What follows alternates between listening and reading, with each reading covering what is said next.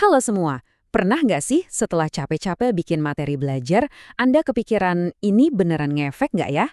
Nah, di sini kita bakal bedah tuntas gimana caranya tahu media pembelajaran kita itu beneran bagus atau nggak, biar kita yakin apa yang kita buat itu works.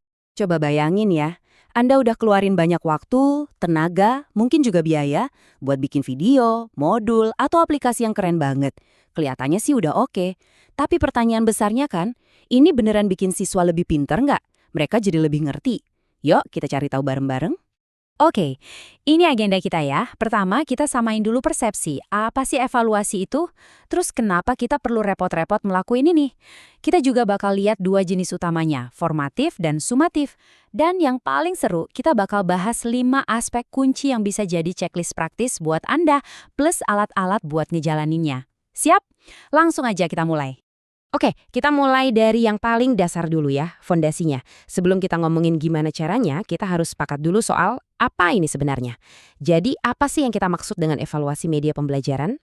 Nah, kata kuncinya di sini adalah proses sistematis. Jadi, ini bukan sekedar nanya, suka nggak sama videonya? Bukan, ini lebih dalam. Ini adalah proses yang terstruktur buat ngejawab 3 pertanyaan penting. 1, materinya berkualitas nggak? 2, tujuan belajarnya kecapai nggak? Dan 3, media ini beneran pas dan bisa dipakai nggak sih di kelas? Jadi, sistematis ya. Oke, definisinya udah dapat. Sekarang pertanyaannya, kenapa sih mesti repot-repot ngelakuin ini? Apa gunanya? Percaya deh, ini bukan cuma buat menuh-menuhin laporan. Ini beneran ada gunanya, dampaknya nyata banget. Jadi, intinya kenapa? Simpelnya sih biar kita nggak nebak-nebak lagi. Biar kita pasti tahu kalau media yang kita buat itu beneran efektif, beneran bikin siswa paham. Dan yang lebih penting lagi, evaluasi itu kayak ngasih kita GPS buat perbaikan. Kita jadi tahu, oh ini yang udah bagus, pertahanin. Dan nah ini yang perlu ditweak. Ujung-ujungnya, tujuannya ya biar media kita pas banget buat yang belajar. Nah, proses sistematis ini biasanya ada 2 rasa utama. Anggap aja kayak 2 sisi dari koin yang sama. Ada yang namanya formatif, ada yang sumatif. Apa bedanya? Yuk kita bedah satu-satu. Biar gampang, bayangin Anda lagi masak. Nah, evaluasi formatif itu ibarat koki yang nyicipin masakannya pas lagi di atas kompor. Kurang garam nih, tambahin ah. Tujuannya apa? Ya buat benerin rasanya sebelum dihidangkan. Anda nguji, dapat masukan, terus perbaiki. Nah, kalau evaluasi sumatif, itu ibarat pelanggan yang udah makan hidangan jadinya. Dia nggak bisa minta tambah garam kan? Ini udah penilaian akhir. Enak atau enggak? Sukses atau gagal? Contoh nyatanya gimana? Kalau formatif, Anda bisa minta tolong ahli di bidangnya buat ngasih masukan. Atau coba tes langsung ke 1-2 siswa. Terus coba ke kelompok yang lebih gede dikit. Intinya, cari masalah sedini mungkin. Nah, kalau sumatif, contoh paling klasiknya ya membandingkan hasil tes. Misalnya, kelas A belajar pakai video Anda, kelas B pakai buku teks biasa. Mana yang nilainya lebih bagus? Nah, itu sumatif. Oke, sekarang kita masuk ke bagian dagingnya nih. Ini bagian yang paling praktis dan bisa langsung Anda pakai. Anggap aja ini checklist andalan Anda setiap kali menilai media pembelajaran. Ada 5 hal penting yang wajib kita perhatikan. Yap, 5, ada 5 aspek kunci.